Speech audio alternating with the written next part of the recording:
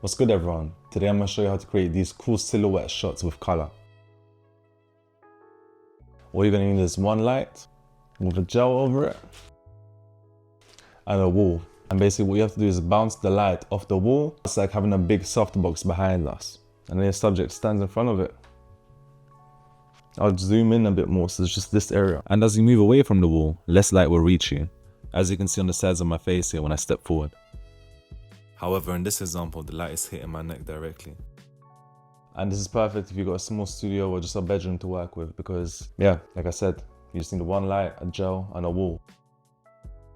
If you go closer, you create more of a gradient.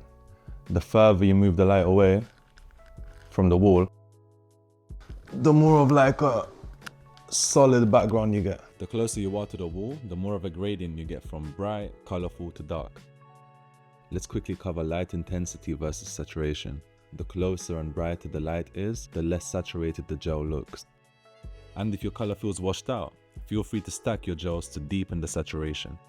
And if you don't have extra gels, just step back or dim the lights. Or you could lower the exposure in your camera settings. This will also bring back the color. And feel free just to get creative with it. For example, you can stack more layers of gel on one side to create this kind of gradient effect.